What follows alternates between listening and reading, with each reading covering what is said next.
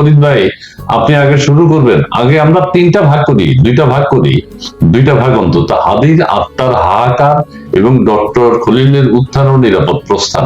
আমরা হাদির আত্মার হাহাকারটা আগে বলি সেটা হচ্ছে, হাদি হত্যাকাণ্ড হয়েছে, এটা নিয়ে নানান কথা হয়েছে অতীতে। এখন নিজেরা মানে এক ধরনের লড়াই চলছে। ওদিকে আবার পশ্চিমবঙ্গের মমতা ব্যানার্জি, তিনি একটা কথা বলেছেন, তিনি কোনো কিছু মিন করেনি, কার কথা বলতে চেয়েছেন আমরা বুঝি নেই। কিন্তু আমাদের এখানেই আলোচনা হচ্ছে এখন।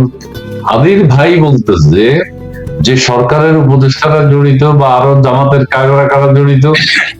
ইনকিলাব মঞ্চ বলছে হাদির বড় ভাই জড়িত, হাদির বড় ভাই জানা। আমরা এটা থেকে মুক্তি চাই। এখন হাদিকে কিভাবে মুক্তি দিতে পারি, ফরিদ ভাই যদি একটু ব্যাখ্যা করেন। আসলে আমিও দুটোনায় পড়ে গেছি। আমার এই ভাবির ফলার আত্মা এত কষ্ট পাইতেছে।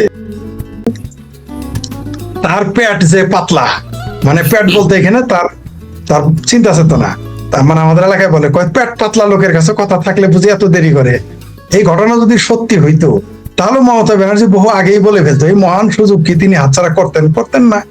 তার সাথে বড় প্রশ্ন, তিনি যে ভৌগোলিক বিবরণ দিয়েছেন, আমি একটু আগে এক্সটেন্ড লেগে এটা বলে আসলাম, কয়েক জায়গায় বলে আসলাম, ভৌগোলিক যে বিবরণ দিয়েছেন, মেঘালয় দিয়ে আমি শেখ ফরিদ অবৈধভাবেও গেছি, বৈধভাবেও গেছি, আকাশ পথেও গেছি, মাটির পথেও গেছি, বৈধভাবেও গেছি, অবৈধভাবেও গেছি, ওই বেনাপোলতেও গিয়েছি, ত্রিপুরাতেও গিয়েছি এবং এসেছি। কিন্তু যাইনি, আবার এসেছিও, তাই না? এবং একবার না কয়েকবার গিয়েছি। তো মেঘালয় হয়ে কোনো পাগলে পশ্চিমবঙ্গে আসবে না, এত পাগল কেউ হয় নাই। এই বুদ্ধিটা মমতা ব্যানার্জি একটা মুখ্যমন্ত্রী হয়ে তার মাথায় ঢুকলো না। মিথ্যা কথাটাও তিনি ভালো মতো বানায় নিতে পারলেন। এর সাথে যদি আমাকে তিনি উপদেষ্টা বানাইতেন, একটা ভালো বুদ্ধি দিতাম এবং সেটা মার্কেটে খাইতো। মেঘালয় হয়ে ত্রিপুরা হয়ে কলকাতায় যাওয়ার সাথে মেঘালয় হয়ে কলকাতায় যাওয়ার কঠিন। কোন পাগল ওদিক দিয়ে যাবে এবং ঝুঁকি বেশি। কারণ মেঘালয় সীমান্তে যদি কেউ অবৈধভাবে যায়, কারণ সন্ধ্যার পরে আপনি কিছুই পাবেন না। যারা জানেন তারা জানেন, যারা ওই পথে যারা গেছেন, সন্ধ্যার পরে বৈধভাবে গেলে আপনি কিছু পাবেন না। নাই, কিছু নাই, কি দিয়ে যাবেন আপনি?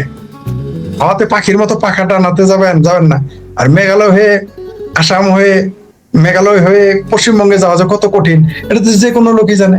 কোন পাগলে যেটা 3 মিনিটে যাওয়া যাবে সেটা 30 ঘন্টায় যাবে? এত পাগল তো কেউ হয় নাই। এত পাগল কে হয়েছে? একমাত্র সেটা মমতা ব্যানার্জি। আসলে তিনি ক্ষমতা হারানোর পরে তিনি উন্মাদ হয়ে গেছেন, পাশাপাশি তার দল ভেঙে গেছে, তাই এখন যা ইচ্ছা তাই বলতেছে। তবে এই কথা বলার মাধ্যমে শুভেন্দু অধিকারীর পক্ষে চলে গেছে তার কথা। এই কথা বলার মাধ্যমে জামাত বাংলাদেশে ফেসে গেছে। এই কথা বলার মধ্যে আমার ভাবির পোলারাই ফেসে গেছে। এই কথা বলার মাধ্যমে বিজেপিকে তিনি বেনিফিট দিয়েছেন। এটা মমতা ব্যানার্জি এই মাত্র 1 মাসের মধ্যেই হারে হারে বুঝতে পারবেন। জি, ধন্যবাদ। জি, অনেক ধন্যবাদ প্রিয় দর্শক। আমি দর্শকদের মন্তব্য একটু নিয়ে নিই। কারা মুক্ত হলেন? সেলিনা হায়াত আইভি আলহামদুলিল্লাহ, জহির রায়হান জি ভালো হয়েছে, জামিনে মুক্ত পেয়েছেন, ভালো। গত কয়েকদিন জ্বালানি তেলের দাম, বিদ্যুতের দাম অস্বাভাবিক বৃদ্ধি, সরকার কি কৌশলে আমাদেরকে হাদিমুখী করেছে? জি ধন্যবাদ। মিজানুর রহমান, মহামান্য 2জন অতিথি আছেন, সবাইকে সালাম ও শুভেচ্ছা। জি ধন্যবাদ। আমি পুরোটা পড়লাম না। আত্মা হাহাকার মানে কি? মানে আমি এখন বলতে চাচ্ছি, এটা হয়তো আমাকে আমি বলি বিষয়টা এটা কেন, হাদি মরেও শান্তি পায়নি, আমি সেটা বলছি। হাদিকে এখন কি মেরেছে সেটা নিয়ে লড়াই হচ্ছে নিজেদের মধ্যে। ইনকিলাব মঞ্চ এখন বলছে যে হাদির বড় ভাই জড়িত। হাদির বড় ভাই এত বেনিফিশিয়ারি হলো তত্ত্বাবধায়ক সরকারের, অন্তর্বর্তী সরকারের, যে ইংল্যান্ডের কোন একটা বড় পোস্টে তাকে দিয়ে দেওয়া হয়েছে, এম্বাসিতে। হ্যাঁ, তো সেই কারণে হাদির ভাই নাকি চুপ হয়ে গেছে। এখন হাদির ভাই চুপ, হাদির বড় ভাইয়ের কথা বলেছে। আবার কাটাছড়ি চলছে। আবার হাদির বড় ভাই বলছে জামাতে ইসলামের ওই 8 আসনটা দরকার ছিল। এটা নিয়ে নানান কথা হয়েছে, আপনার পত্র পত্রিকায় সোশ্যাল মিডিয়ায় দেখবেন। এই জন্য বলছি, হাদির আত্মা হাহাকার, হাদির আত্মার হাহাকার। তার হত্যাকারী কে সে এখন বুঝতেছে না, আমরাও বুঝতে পারছি না। হাদির সাথে আমরাও দুঃখিত। জি ইসমাইল ভাই, ফরিদ ভাই, কবি ভাইকে ধন্যবাদ। জি ধন্যবাদ আপনাকে। জি, আমি কমেন্ট গুলো পড়তে থাকবো, আমি একটু বিজি ছিলাম। নাইস কনভারসেশন ফরিদা, জি দায়াদ, জি ধন্যবাদ। কবি স্যার, আপনাকে আপনার পোস্ট দেখি কিন্তু ফলো করে কমেন্ট করতে পারি না, এখানে জনতল জি আমাদের ইনশাল্লাহ মমতা। আচ্ছা যাই হোক, কবি বর্গের শুভেচ্ছা জানাচ্ছি। জি ধন্যবাদ। যতদিন দেশের হিন্দু মুসলিম ভাই, জি ধন্যবাদ। আচ্ছা, আপনার কাছে এখন আমি যেটার জন্য যাব, আবির রহমান কারামুক্ত হয়েছেন, এটা ধন্যবাদ, খুবই ভালো লাগছে। যাই হোক, আবির রহমান এসে এখন কি করেন আমরা সেটাই দেখবো। আপনার কাছে জানতে চাইবো যেটি, হাদি হত্যা হয়েছে, কেউ কেউ বলছেন হাদির কারণে নাকি কাজী নজরুল ইসলাম পরিচিতি পেয়েছেন। সেগুলোর দিকে আমি যাব না, খুবই দুঃখজনক ঘটনা এটি।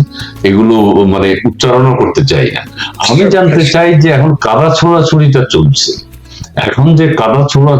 চলছে, এটার সমাধান কিভাবে সম্ভব? আমি তো জামাতা তো জড়িয়ে যাচ্ছে, হাদির বড় ভাই জড়িয়ে যাচ্ছে, ইনকিলাব মঞ্চ জড়িয়ে যাচ্ছে, উপদেষ্টারা জড়িয়ে যাচ্ছে। আমরা যেটা দেখতে পাচ্ছি, বিচার বিভাগ কি করবে, আইন বিভাগ কি করবে, পুলিশ বিভাগ কি করবে, কাকে অ্যারেস্ট করবে, কাকে হাদির জন্য, হাদির হত্যাকারীর যে বলা হয় যাকে ফয়সাল করিম, তাকে এখন আনার ব্যাপারেও আর কোনো কথা শুনতে পাচ্ছি না। জি, আপনার মূল্যায়ন একটু শুনবো। অশেষ ধন্যবাদ শেখ ফরিদকে, অশেষ ধন্যবাদ। আমি খুবই সত্যিকারই টায়ার্ড আজকে। এমনিতেই আমার সময়ের যে ব্যবধানটা রয়েছে, তারপরে সকাল 5টায় উঠেছি, এই 5টা থেকে এখন রাত এখানে 12টা একটু উপরে বাজে। এই হলো অবস্থা। আমি প্রথমেই দিল্লিতে যারা মারা গেছেন তাদের আত্মার শুভকামনা করছি, এবং আত্মার মাগফিরাত কামনা করছি। দিল্লিতে যারা মারা গেছেন, আমি আর তোফায়েল আহমেদ এর মহাপ্রয়াণে আমি তার স্মৃতির প্রতি, তার যে বিশাল অবদান বাংলাদেশ স্বাধীন করার জন্য, বঙ্গবন্ধু তো মহান নেতা ছিলেন, কিন্তু ওই নেতার পাশে যারা ছিলেন তোফায়েল আহমেদ তাদেরই একজন, আমি তাকে শ্রদ্ধা জানাচ্ছি। হাদির ব্যাপারটি আসলে হয়েছে কি, আমরা আগে থেকেই, আমি দার্শনিকের কথাগুলি শুনে আমার যেটা মনে হচ্ছিল, আমরা আগে থেকেই বলেছি যে হাদিকে কৌশলে মারা হয়েছে। আর একটু পিছনে ফিরে যাই, যাকে উপলক্ষ করে তারা এই যে বিশাল সন্ত্রাসী আন্দোলনটা করে গেল, এবং 24-এর এখানে এসেও কিন্তু বেশ কয়েকজনকে এই আন্দোলনের কথা আমাকে বলতে হয়েছে, এবং আমাকে জিজ্ঞেস করে, এটা ইন্টারন্যাশনাল কান্তর বন্ধ করে রাখা যায় না, যে বাংলাদেশের 24-এর এই ঘটনাকে কিভাবে নাও। হ্যাঁ, তো এই সন্ত্রাসী আন্দোলন ঘটে গেল, এটাও কিন্তু তাকে মারা হয়েছে। এরা নিজেরাই হাদিকে হত্যা করে এই দায় প্রথমে আওয়ামী লীগের উপর চাপাতে চেয়েছিল, আমরা ভুলে যাচ্ছি না। এবং আওয়ামী লীগের উপরে যেহেতু চাপাতে পারলো না, পরে আপনাকে একটু থামাই, দিল্লিতে কে মারা গেছে বা কারা মারা গেছে আমি আসলে ধরতে পারি না। একটা হোটেলে আগুন ধরে 12 জন মারা গেছে, এবং 5 জন বাংলাদেশি এখন চিকিৎসাধীন আছে, দারুণ ভাবে তারা আহত।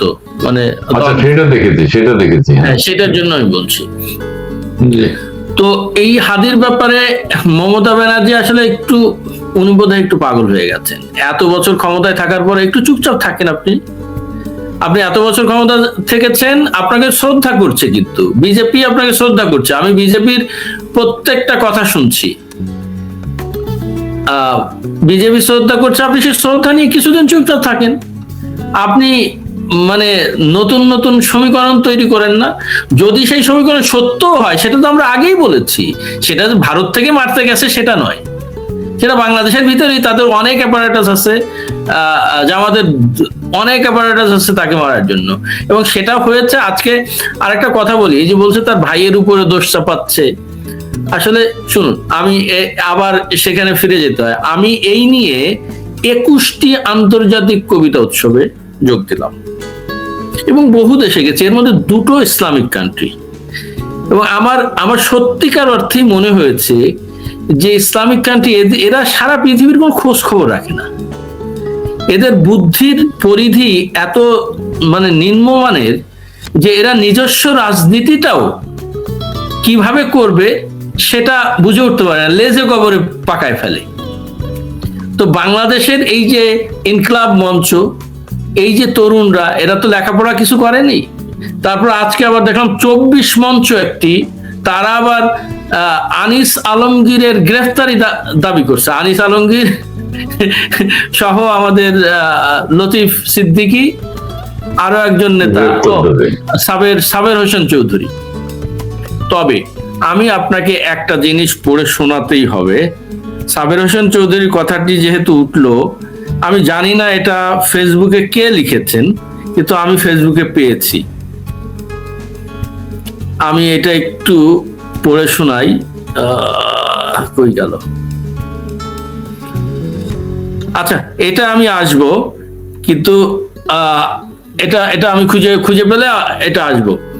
তিনি বলতে চাচ্ছেন, মুদ্রা কথা এই যে আমাদের সামনে যদি একজন নেতা থাকে তাহলে আওয়ামী লীগকে কেউ দাবিয়ে রাখতে পারবে না। এরা কিন্তু সেটা বুঝে গেছে, এবং আওয়ামী লীগ যে চারিদিক দিয়ে জেগে উঠতেছে এটা বুঝে গেছে। ফলত এই যে নতুন করে এই হাদিকে জাগ্রত করা, হাদির কিচ্ছাকে জাগ্রত করা, এটা ওই মানে আমরা যেটা বলি ঘোলা পানিতে মাছ শিকার করার চেষ্টা করা। হ্যাঁ, আর আমাদের এক বন্ধু ইতিমধ্যে এখানে লিখেছেন যে নেত্রী কে ছেড়েছে, আরে ছেড়েছে আইবুর রহমানকে এখনো মুক্তি দেননি। আইবুর রহমান জামিন পেয়েছেন, উনি আগেও জামিন পেয়েছেন, এবং আমি 100% নিশ্চিত তারেক জিয়া কোনো অবস্থাতে একজন নেতাকেও ছাড়বেন না যতক্ষণ না পর্যন্ত তিনি তার দুটো পাই আটকে যাবে ওই জামাতের জালে। ধন্যবাদ। জি জি জি, ধন্যবাদ। মাওলানা তাই লিখেছেন, মমতার পার্টি শেষ বলেই এখন সে পুরো ভারতবর্ষের ধ্বংস কামনা করছে। ওসমান হাদিকে অমিত শাহ তথা বিজেপি হত্যা করিয়েছে, এই কথা ভারতের কোন রাজনীতিবিদ বলতে পারে, চিন্তাও করতে পারছে, কষ্ট হচ্ছে। আচ্ছা, মমতা ব্যানার্জি কিন্তু হাদির কথা আমি পড়েছি, মানে হাদির কথা বলেছেন কি নির্দিষ্ট করে বা হাদিকে মিন করেই বলেছেন, এটা উনি কেন বলেছেন, কি বলেছেন, আর বাংলাদেশের ভিতরে এত শত্রু ভারত থেকে আসতে হবে কেন? আচ্ছা ঠিক আছে, আমি এখন যে আমাদের মাকসুদ আলী সাহেব বলছেন, ফরিদ ভাই made a comment about goat and Mamata, please repeat. আপনি কি বলেছিলেন সেই সময়? আমি কিন্তু মনোযোগ দিতে পারিনি, একটু আমি রিমুভ করেছিলাম নিজেকে। প্লিজ একটু বলবেন প্লিজ, এটা আমরা শেষ করবো কিছু না। হাতে আপনি ক্লোজিং দিবেন। হাতে বলতে চাইছি যে আমি বলতে চাই, আমার কথা বলছেন তো, আমি কি যেটা বলেছিলাম রিপিট করতে বলবো? জি জি জি জি জি, বলেছি যে মমতা বেগম এখানে তিনি নিজের নাক কেটে অন্যের যাত্রা ভঙ্গ করতে আসছেন, সেই জন্য এই কথাটা বলেছেন। এটা তার রাজনৈতিক একটা স্ট্যান্ডবাজি। এক, দ্বিতীয়, আদিও একটা নেতা, তেলা পোকাও একটা পাখি। আমাদের এলাকায় বলে যে তুমিও একটা নেতা, আর উৎসুঙ্গেও একটা পাখি, মানে যেটা মাটির নিচে যায় খুঁড়ে খুঁড়ে, দেখুন উৎসুঙ্গে বলি গ্রামের ভাষা। যেহেতু এরকম হাদিকে নিয়ে বুঝি অমিত শাহ চিন্তা করার সময় আছে, এই দিল্লির সরকারের চিন্তা, মানে কি এর সাথে কি তুলনা করে আমি বুঝতে পারলাম না। ভারত এত বড়, এত এরকম একটা মানসিক ভাবে বিকারগ্রস্ত মানুষকে 15 বছর কিভাবে তারা মুখ্যমন্ত্রী হিসেবে রাখলো? আর তার চেয়ে বড় কথা, এটা যদি ঘটেও থাকে, ধরে নিলাম, কমরেড মঈনুদ্দিন খান বাদলের ভাষায় বলি, ধরে নিলাম মমতা ব্যানার্জির কথা ঠিক, কিন্তু রাষ্ট্রীয় তথ্য পাচার করার কারণে, প্রকাশ করার কারণে রাষ্ট্রদ্রোহী অপরাধ। আপনি কাসেম চাচার ভাতিজা, তারপর আমাদের কবি বাবা, আমি কম বেশি রাষ্ট্রের কিছু তথ্য তো জানি, একটা হলেও তথ্য জানি, কিন্তু আমরা কি আমাদের ব্যক্তিগত হিংসার কারণে সেটা তথ্য পাচার করব? কখনোই সম্ভব না। এটা যারা কোনো দেশে বিশ্বাস করে তাদের পক্ষে যে কোনো রাষ্ট্রের জন্য এটা বেআইনি। আপনি সরকারের সমালোচনা করতে পারেন, সরকারকে গালিও দিতে পারেন, এমনকি সরকারের বিরুদ্ধে বিদ্রোহ করতে পারেন, এটা আপনার সাংবিধানিক অধিকার, কিন্তু আপনি রাষ্ট্রের তথ্য প্রকাশ করতে পারবেন না, যেটা রাষ্ট্রীয় তথ্য। তারপর তো এটা হয়ই না, এটা একটা স্ট্যান্ডবাজি, মিথ্যা কথা বলেছেন, এবং এই কারণে নরেন্দ্র মোদীর পক্ষে যাবে, বিজেপির পক্ষে যাবে, শুভেন্দু অধিকারীর পক্ষে যাবে, বাংলাদেশের জামাতি বিপদে পড়বে। এই মমতা স্ট্যান্ড। ফরিদ ভাই আমি এখন একটু বলি, এই যে এক ভাই বলেছেন রিটার্ন বাংলাদেশ, ইসমাইল ভাই আপনারা সবকিছু গায়ে মাখাতে যান কেন? মমতা ব্যানার্জি বলেছে বাহাউদ্দিন বাহারের কথা, যে এইটা একটু আবার মমতা ব্যানার্জি কিন্তু কারোর নাম উল্লেখ করেনি, কি ইঙ্গিত করেছেন আমি হাদির বিষয়টা আমার মাথায় আসে নাই। বাংলাদেশে যখন হাদিকে নিয়ে আবার আলোচনা হচ্ছে তখন আমার মাথায় আসছে একটা সাবজেক্ট। বাহারের কথা বলে নাই, বাহাউদ্দিন বাহারের বিরুদ্ধে অভিযোগ হলো হিন্দু নির্যাতনের অভিযোগ, কোনো খুনের অভিযোগ না। তাই বাহাউদ্দিন বাহারের কথা এটা বলে নাই, তিনি টেকনিক্যালি এটা হাদির কথাই বলেছেন। যদি হাদির নাম নেয় নাই, কিন্তু মমতা ব্যানার্জি কিন্তু হাদির নাম নেয় নাই। একজনকে হত্যা করে উনি বলেছেন একজনকে হত্যা করে কিভাবে জামাতকে ক্ষমতায় আনার চেষ্টা করা হয়েছে। একজন না, বলেছে কয়েকজন হত্যাকারী এইভাবে বলেছে। যে আজ রাত 10টা 15 কারাগার থেকে মুক্তি দিয়েছে কবি ভাই। প্রথম আলো দেখেন না, মুক্তি না, মানে জামিন হয়েছে। কবি যেটা বলতে চেয়েছেন জামিন হয়েছে, জামিন জামিন জামিন। জি কন্টিনিউ করেন। জি যেটা বলতেছিলাম যে এখানে এখন হাদিকে নিয়ে প্রত্যেকে যার যার মতো ব্যবসা করতেছে। হাদির ভাই চাকরির ব্যবসা করছে, সরকার এটা নিয়ে আওয়ামী লীগকে দুষেছে, তারপর বিএনপি জামাত এটা নিয়ে একটা গেম খেলেছে, আবার জামাত এরা বলতেছে হাদির ভাই হত্যা করেছে, আবার হাদির ভাই বলতেছে এটা জামাতের পিএস হত্যার সাথে জড়িত। মানে যে যেভাবে পারতেছে তারা বলতেছে, যার যেদিকে। মানে এখন আপনি এটাকে ইলাস্টিকের মতো, হাদির আত্মাকে নিয়ে ইলাস্টিকের মতো টানাটানি শুরু হয়ে গেছে। হাদি বেজায় বিপদে, কবরে আযাবের চাইতেও কিন্তু এটা বড় আযাব। এই যে এক একজন এক এক ভাবে টানাটানি। বেচারার যদি কথা বলতে পারতো, চিৎকার করে বলতো আমার নেওয়ার কথা ব্যবসা করবি, এত কিছু বললাম। আর হাদির একটা প্রাপ্য ছিল, কারণ মাশাআল্লাহ তিনি যে সুন্দর সুন্দর শব্দের জনক, তিনি এমনই মহান, তিনি এত বড় মহান ব্যক্তি যে কাজী নজরুল ইসলামকে মরিয়া কবর নিয়ে প্রমাণ করিতে হইবে, হাদি আসবে আমাকে লোকজন চিনিবে। সম্ভবত এই জন্যেই কাজী নজরুল ইসলাম বলেছিলেন, যদিও বাংলাদেশে পড়ানো হয় যে মসজিদের পাশে মরে কবর দিও ভাই, যাতে আমি কি 5 বেলা আযান শুনতে পাই, এরকম কবিতার কথা বলে। আদতে তিনি এটা বলেন নাই। তিনি কাজী নজরুল ইসলাম বরং তিনি ওসিয়তনামা করে গেছেন তাকে যেন চিতায় জ্বালানো হয়। তিনি ওসিয়ত করেছিলেন এটা। এই জন্যই বোধহয় চিতায় জ্বালাইতে বলছিল, যে এরকম হাদির পাশে যেন তার কবর না। এই অত্যাচার থেকে বাঁচার জন্য বোধহয় আগেই তিনি বুঝতে পেরেছিলেন, তার জন্য তিনি বলেছিলেন আমাকে যেন কবর না দিয়ে চিতায় পোড়ানো হয়। এখন হাদির কবর দিয়ে প্রমাণ হয়েছে। আমি একটু নিজেকে ক্লিয়ার করছি, আমি ওনাকে থ্যাংক ইউ বলছি এই জন্য না যে হাদিকে হত্যা করা হয়েছে। আমি কোনো হত্যাকাণ্ডই চাই না, এবং সমস্ত হত্যাকাণ্ডই আমাকে অপরাধী করে দেয়, এটা আমি মনে করি। কিন্তু আমি থ্যাংক ইউ বলেছি হাদির ভাষার জন্য। হাদি যেভাবে নিজেকে তুলে ধরেছিল, যেভাবে মানে উলঙ্গ করে রাজনীতি করেছিল, যার জন্য আমি সেটাকে আমি তার জঘন্য 2টা অপরাধ। প্রথমত, সে নারীর প্রাইভেট পার্টসকে সে স্লোগানে পরিণত করেছে, এত জঘন্য একটা কাজ করেছে প্রথম। দ্বিতীয়ত আরেকটা মহা অপরাধ করেছে, সে বলেছে এই তালিবান সহ অন্তস্থকারী হাদি, সে বলেছে যে কোট আন কোট মুক্তিযুদ্ধের বিরুদ্ধে জুলাই আন্দোলন হয়েছে, বলেছে সে। এইরকম একটা অঘোষিত স্বাধীনতা বিরোধী জিন্নার ওয়ারিশ, তার কবর ঢাকা বিশ্ববিদ্যালয়ে, যেখানে ভাষা বিজ্ঞানী ডক্টর হুমায়ুন আজাদকে কবর দিতে দেওয়া হয়নি, সেখানে কোথাকার কোন হাদি ফাত্রা হাদিকে আইনা সেখানে কবর দিয়ে। আবার বাংলাদেশের অভিনেতা অভিনেত্রী 2-4 জন সাংবাদিক এরা আবার নাকি বলে যে তাকে কবর দেওয়া হয়েছে বলে নজরুলকে মানুষ চিনে। বাহ বাহ বাহ বাহ বাহ। আবার কেউ কেউ বলে নাকি সমান নেতা। আল্লাহ রে, তুমি আমারে তুইলে নাও আল্লাহ। আমি এখানে একটু যোগ করতে চাচ্ছি, নজরুলকে শুধু বাংলাদেশ এবং পশ্চিমবঙ্গেই চেনে না। আমি 2বার গিয়েছি উড়িষ্যা কবিতা উৎসবে, এবং ওখানে একটা ইউনিভার্সিটিতে কবিতা পড়তে গিয়ে খুব মজার একটা ঘটনা ঘটলো। আমার একটা কবিতা আছে আমি খাবো, খুব জ্বালাময়ী কবিতা। কবিতাটি পড়ার পরে ওটা বাংলায় পড়লাম, কারণ ওরা 90% বাংলা বোঝে, 95% বাংলা উড়িষ্যায় বোঝে বাংলায় কথা বললে, আর ওরা কথা বললেও বুঝি, মানে খুব কাছাকাছি ওড়িয়া ভাষা আর বাংলা। তো ভাইস চ্যান্সেলর উঠে বললেন যে নজরুলের বিদ্রোহী কবিতার একটা সাচ এই কবিতার মধ্যে আছে। তার মানে যে নজরুল ভারতবর্ষে কিভাবে পরিচিত সেটা আমি বলার চেষ্টা করছি, যে এরা আসলে না জানলে অনেক কিছু, অনেকের সাথে অনেক কিছুই তুলনা করা যায়। আপনি বললেন না হুমায়ুন বলছে এরা মনে করে পিঠে কুজ ওঠাকে মহান পুরস্কার। আমি জন্মেছিলাম অন্যদের সময় এই কবিতার মধ্যে আছে। ফলত পুরস্কার কোনটা আর তিরস্কার কোনটা এটাও এরা বুঝতে পারে না। ধন্যবাদ।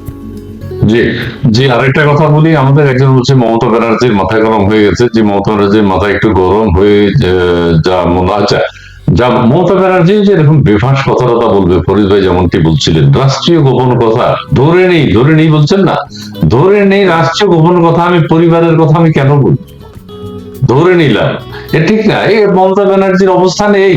আরেকজন বলছে জামাতের কলকাতার এজেন্ট হচ্ছেন মমতা ব্যানার্জি। এটাও এক ধরনের সত্য। জামাতের এত হাহাকার কেন? মমতা ব্যানার্জি পরাজিত হয়েছে, আমাদের অসুবিধা কি? ভারতে যেই আসুক আমাদের প্রয়োজন। শুভেন্দু অধিকারী হয়েছে, আমাদের লাভ ক্ষতি কি? মমতায়ের এজেন্ট একটা ক্রিস্টাল ক্লিয়ার। আচ্ছা, ক্লিয়ার। আচ্ছা, এজেন্ট। জি, ধন্যবাদ ইসমাইল ভাই। কি পেয়েছেন শিওর? আমি প্রথম আলো কাশিমপুর থেকে। জি, আমি প্রথম আলো কাশিমপুর কারাগার থেকে। যে না, ইয়েতে এসছে, মানে জামিন পেয়েছেন মানে মুক্তি পায়নি, জামিন পেয়েছেন মানে জামিনে মুক্তি পেয়েছেন। মমতা ব্যানার্জি খুবই নিম্নমানের রাজনীতি করে, সে কিভাবে কেন্দ্রীয় নির্বাচনের হারে জাতীয় কবি জি, ধন্যবাদ। কবে জানি মমতা হাদির প্রিয় স্লোগান দিয়ে ফেলেন। জি, ধন্যবাদ। আমাদের প্রধানমন্ত্রী চীন বাদ দিয়ে মালয়েশিয়া যাচ্ছেন। জি, ধন্যবাদ। প্রথম মালয়েশিয়া, আচ্ছা আগে যাক। হাদির আত্মার প্লাঞ্চের মাধ্যমে নামিয়ে আনা হোক। জি, চেষ্টা করব। যে আইবি রহমান কারামুক্ত হয়েছেন, সোর্স কালের কণ্ঠ। জি, জামিন না, ও কারামুক্ত হয়েছেন। প্রথম আলোতে দেখলাম জামিনে কারামুক্ত। আমি আবার দেখি এই কাউকে তো সরাসরি কি মুক্তি দেয়? এরকম মুক্তি হয়ে গেছে কিনা বলুন তো, ফরিদ ভাই বলুন। রাতে তো মুক্তি দিতে পারে না, রাতে কিভাবে মুক্তি দেয়? মুক্তি দেওয়ার কোনো খবর আমিও পাইনি। এখন আমি তো অন্য জায়গায় আছি, আমি এত এই যে জামিনে মুক্তি পেলেন সেলিনা হায়াত আইভি, জামিনে মুক্তি পেলেন, জামিন পেলেন আর কি। জামিন পাইছে। একজন ফেসবুকে একটা করছে, লিখেছেন যে জামিন পেয়েছেন, কিন্তু ওনাকে সরকার মুক্ত দেবে কিনা, আপনার কি মতামত? আচ্ছা, তো এখন কি, আচ্ছা এটা পড়ে শোনাই একটু, তার বিভ্রান্তিটা যাক। প্রথম আলো থেকে পড়ছি, সেটা হচ্ছে কি, প্রায় 13 মাস কারাভোগের পর জামিনে মুক্তি পেয়েছেন নারায়ণগঞ্জ সিটি কর্পোরেশনের সাবেক মেয়র সেলিনা হায়াত আইভি। আজ রাত 10টার সময় গাজীপুরের কাশিমপুর মহিলা কেন্দ্রীয় কারাগার থেকে তাকে মুক্তি দেওয়া হয়, জামিনে বেরিয়েছে। সেলিনা হায়াত আইভিকে মুক্তি দেওয়ার বিষয়টি প্রথম আলোকে নিশ্চিত করেছে কাশিমপুর মহিলা কেন্দ্রীয় কারাগারের জেলার শিরিনা আক্তার।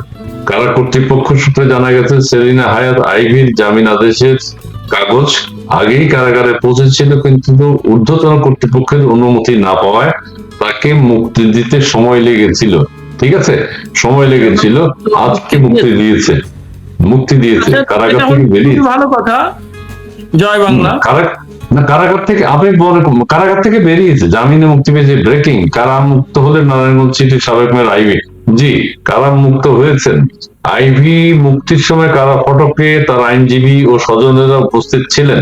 পরে তিনি কারাগার থেকে বের হয়ে নারায়ণগঞ্জের উদ্দেশ্যে রওনা দেন। আর তার মানে মুক্তি পেয়ে বাড়ির উদ্দেশ্যে গেছে।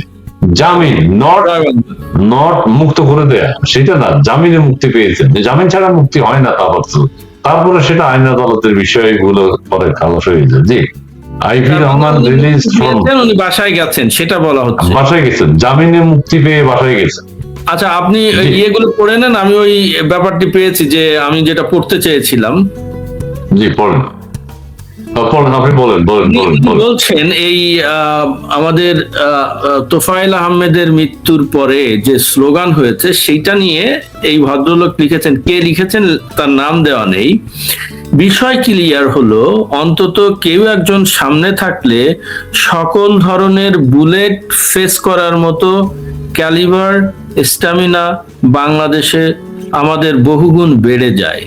সামনে সাবের হোসেন চৌধুরী আর লতিফ সিদ্দিকী, চারপাশে আওয়ামী লীগের কর্মীদের শোক যেন শক্তিতে পরিণত হয়েছে। মুষ্টিবদ্ধ হাত, কণ্ঠে দৃপ্ত স্লোগান, চোখে অগ্নি স্ফুলিঙ্গ আর বুকে অসীম সাহস। অবৈধ সরকারের ভিত নাড়িয়ে দিতে এর থেকে বেশি কি বা আর প্রয়োজন? আমরা মিছিল করেছি দীর্ঘ সময়, মিছিল করতে করতে সামনে এগিয়েছি, আবার ঘুরে মসজিদের কাছে এসেছি, সেখানে দাঁড়িয়ে থেকে স্লোগান দিয়েছি। কোনো ভয়ের লেশ মাত্র দেখি নেই কারোর চোখে মুখে। সাবের ভাইকে যদি সেখান থেকে সরিয়ে না নেওয়া হতো, তাহলে আমাদের একজনও সেখান থেকে গ্রেফতার করার হিম্মত এই সরকারের পুলিশ বাহিনীর থাকতো না। সাবের ভাই চলে যাওয়ার পর আমরা একে একে আলাদা হতে থাকি, তখনই আমাদের উপর লাঠিচার্জ এবং গ্রেফতার কার্যক্রম করা হয়। আমাদের কেউ একজন রানী মাছির মতো নেতা সাথে থাকলে আমরা মৌমাছির চাকের মতোই দৃঢ়, কেউ ঢিল দেওয়ার সাহস করতে পারবে না বা পারে না। এটা কিন্তু হবে চমৎকার হবে একটা বিশ্লেষণ তিনি উপলব্ধি। করেছেন। হুম। এবং এই পরিস্থিতি কিন্তু তৈরি হবে। দেখেন সাবির হোসেন চৌধুরীকে সরিয়ে দিয়ে তারপরে কিন্তু ওখানে অ্যারেস্ট করেছে। তার আগে কিন্তু মিছিলকারীরা উনি যে কথাগুলি লিখেছেন আমি মিছিলটা দেখেছি, সত্য কথা। এবং জি। আরো দুটো জানা যায় যে লক্ষ লক্ষ মানুষ হয়েছে। এটা তো বোঝাই যায় যে আওয়ামী লীগ তো মানে ভেসে আসা কোনো দল না। আওয়ামী লীগ তো ওই ক্যান্টনমেন্ট থেকে তৈরি হওয়া কোনো দল না। এই দলটি বাংলাদেশ স্বাধীন করেছে এবং বাংলাদেশের স্থপতিদের একজন, বঙ্গবন্ধুর পরে তোফায়েল আহমেদ, তাকে শহীদ মিনারে জানাজা করতে দেওয়া হয় নাই। Which is a shame, G. Which is a shame. আচ্ছা, এখন আমি ক্লিয়ার করি, দর্শক মন্ডলী। মাকসুদ আলী বলছেন government declare a shown arrest for IV Awami League leaders. আচ্ছা, সেটা হচ্ছে কি, ওই যে আইভি রহমানকে জামিনে মুক্তি দেয়া হয়েছে। আইভি রহমান তার নারায়ণগঞ্জের বাড়ির উদ্দেশ্যে রওনা দিয়েছেন, তার মানে মুক্তি পেয়েছেন জামিনে, এটা ক্লিয়ার, বাস ঠিক আছে। আচ্ছা, এটা আমরা শেষ করতে চাই। এখন পাকিস্তানকে জঙ্গি কি বা কারা সমগ্র পৃথিবী জানাতে চায়।